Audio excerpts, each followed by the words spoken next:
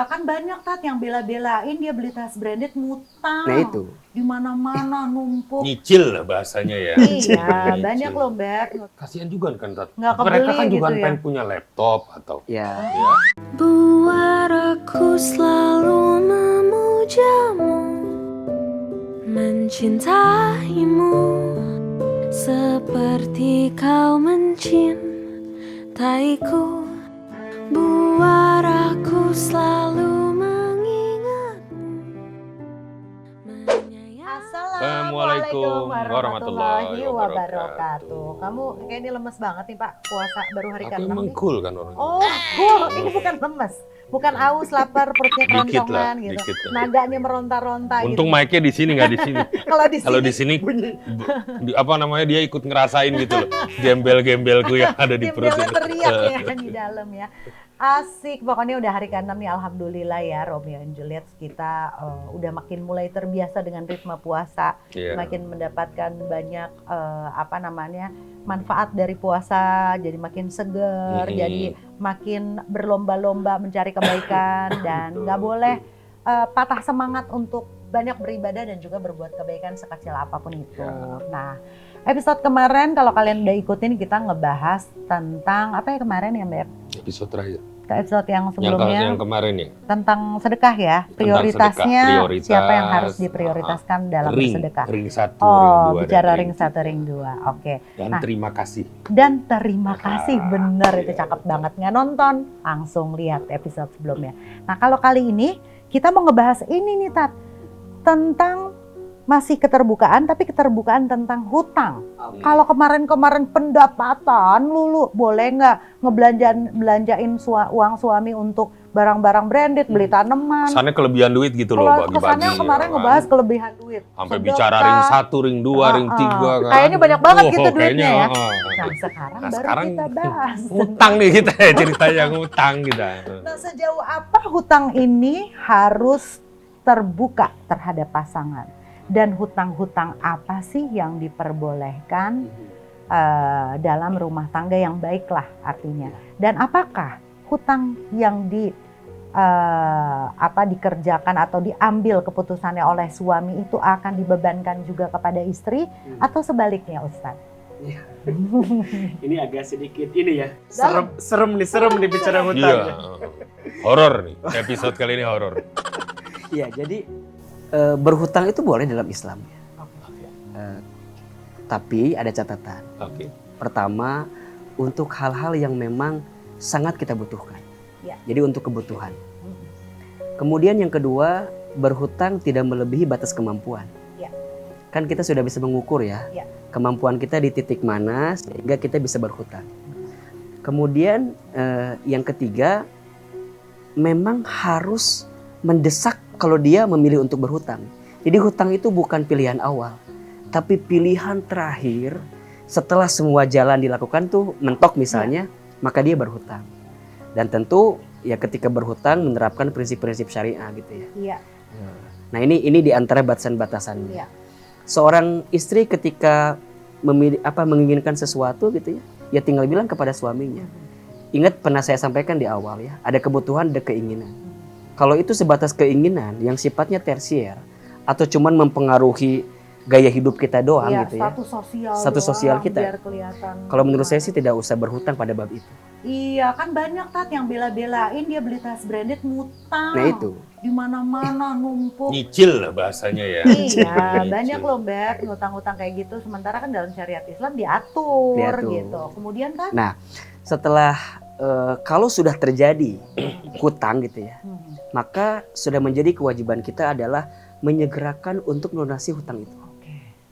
Makanya ada yang menyegerakan. Jangan ditunda-tunda karena perkara hutang ini adalah perkara yang akan dibawa walaupun nanti kita sudah meninggal. Ya masalahnya kita nggak tahu meninggal kapan kan. Nah, itu. Makanya kalau kita sudah punya hutang, berhutang, maka tekadkan di hati untuk menyegerakan melunasi hutang tersebut. Tapi godaan sekarang tuh banyak loh. Ya, artinya gini, saya juga maklumin sih. Karena kalau kita mengandalkan gaji fix gitu ya, misalnya karyawan gitu ya. kasihan juga kan Tat. Nggak kebeli Mereka kan juga gitu ya. pengen punya laptop atau Ya, ya yang juga merupakan kebutuhan Betul. selain buat pamer dikit sih. Ada Iyalah pamernya pasti lah ya. ada lah yang Ya. pengen gitu loh. Tapi nah mereka pada saat mereka harus beli cash kan susah Tat. Betul. Kadang-kadang mereka Nah, harus sambil iya. cicilan 0% apa Betul. gimana. Nah, itu kan menarik dan menurut perhitungan juga kayaknya mungkin masuk gitu. Masuk, Betul. oh Nah, bisa kalau kok seperti itu gajinya gimana, dipotong Tante? sekian. Iya, makanya dalam kacamata perencana keuangan ya, Iya. itu ada 2 hutang. Mhm. Satu ada hutang yang sifatnya produktif. Mhm. Untuk kita produktif ya. Jadi ada sesuatu yang bisa menambah nilai gitu ya. Iya. Ada added value yang bisa Iya. kita dapatkan dari Iya. hutang tersebut. Mhm.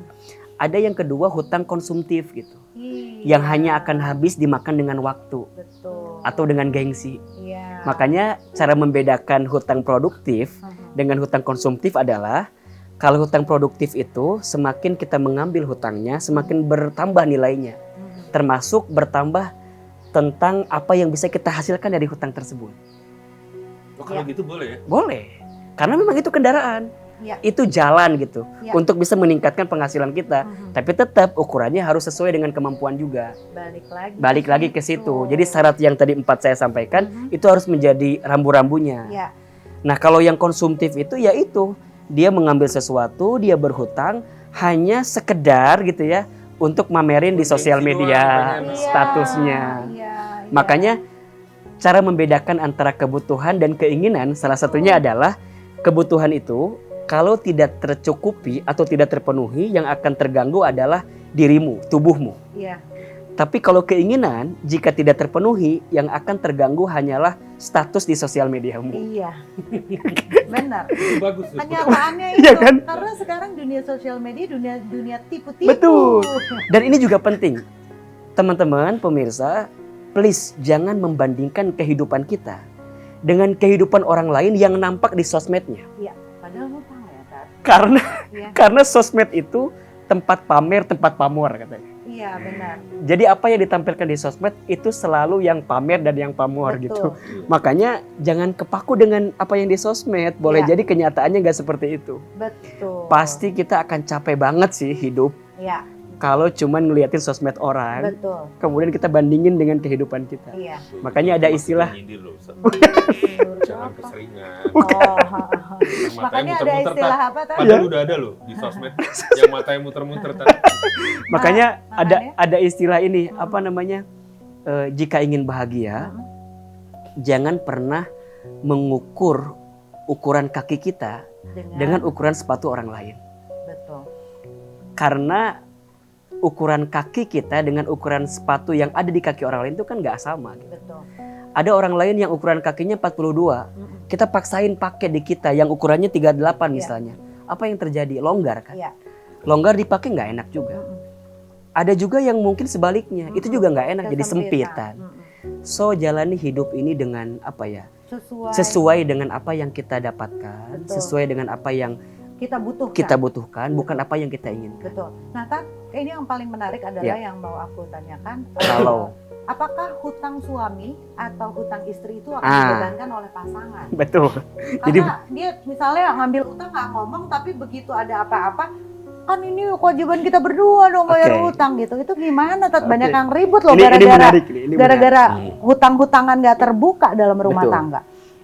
Berarti poin utamanya adalah bicara hutang piutang. Mm-mm. Suami istri harus terbuka. Harus Terbuka. Tidak boleh ada yang disembunyikan. mutlak. Mutlak. Nah, jika kemudian bicara hutang piutang nih. Jika istri punya hutang dan selama ini istri berhutang untuk kebutuhan keluarganya, untuk sesuatu yang memang harus dicukupi di Iya, keluarganya, beras lah, apa. segala macam yang ada di rumah tangga, maka suami harus menanggung pembayaran hutang daripada istrinya. Karena kewajiban. Karena kewajiban. Iya. Bahkan ada juga yang menyebutkan pendapat apapun itu hutang istri, Mhm. tetap suami harus Menyelesaikan. menyelesaikan hutangnya. Ini ada pendapat lain yang mengatakan seperti itu. Oke. Kenapa? Karena seorang suami di awal akad nikah, Mm-mm. ketika dia mengatakan saya terima nikah dan kawinnya, Fulana binti Fulan, dengan mas kawin sekian dibayar tunai, itu maknanya adalah saya menerima semua yang ada di istri saya, baik kebaikannya ataupun keburukannya. Termasuk kalau seorang istri nanti berhutang, seorang suami harus menanggung hutang daripada istrinya. Kalau sebaliknya, Tat? Kalau sebaliknya, ada yang menyebutkan jika seorang suami itu berhutang, istri tidak harus menanggung hutang suami. Oh gitu. Gitu. Ada yang menyebutkan seperti itu Kan ada pendapatnya. asuransi. Iya kan? Enggak, Di tapi asuransi. tar dulu. Kalau misalnya suaminya ini sudah dipanggil duluan, Oke. udah nggak ada. Kemudian kan ada beban hutang tersebut yang harus dibebankan kepada ahli waris. Betul. Istrinya dulu ya, Tat? Enggak, kepada ahli warisnya. Kepada ahli waris. Istri adalah bagian ahli waris. Bagian ya. Nah, berarti istrinya berkewajiban untuk menyelesaikan Makanya hutang. gini, nanti kalau seorang suami itu meninggal, Itu beda perkara ya? sebelum dibagi kepada ahli warisnya, diselesaikan dulu hutangnya. Oh. Agar kemudian tidak menjadi kewajiban yang dibawa menuju oleh dia ketika dia meninggal gitu. Oke. Kan banyak di antara kita bagi dulu ahli warisnya, kemudian hutangnya malah terbengkalai, tapi yang diutamakan lebih baik selesaikan dulu hutangnya, baru kemudian dibagikan ahli warisnya. Oke. Tapi juga dengan catatan, boleh jadi mungkin seorang suami berhutang untuk kebutuhan keluarga misalnya. Iya. Makanya seorang suami harus jujur, terbuka. Kalau memangnya dia nggak ada, ya bilang nggak ada. Betul. Kalau ada, ya bilang ada. Betul. Banyak seorang suami yang saking gengsi di depan istrinya, dia banting tulang luar biasa, pokoknya dapat duit deh. Yang penting istri saya bahagia, ya nggak usah gitu-gitu banget sih, Iya. gitu ya. Akhirnya Meskipun itu menghalalkan baik. hutang sana sini hanya Nah, memenuhi tuntutan istrinya yang pengen gaya tampil di Betul. sosial media, masya Allah, nauzubillah. yang nyesek adalah ketika suaminya sudah tidak ada, ternyata selama ini hidupnya dipenuhi dengan hutang, malah menyengsarakan istrinya ke depan. Iya. Makanya bicara hutang itu kita harus benar-benar berlindunglah kepada Allah ya, Ya. agar diberikan kemudahan untuk melunasinya. Amin. Karena kata Nabi, hutang itu kan sesuatu yang menggelisahkanmu di siang hari, meresahkanmu di malam hari katanya. Makanya kita berdoa kepada Allah, mudah-mudahan kita terbebas dari yang namanya hutang. Kepadamu Tuhan, bantu hamba-Mu agar aku bisa menjadi manusia yang berserah kepadamu. Buat aku selalu memujamu, mencintaimu seperti kau mencintaiku. Buat aku selalu mengingatmu, menyayangimu seperti kau selama ini telah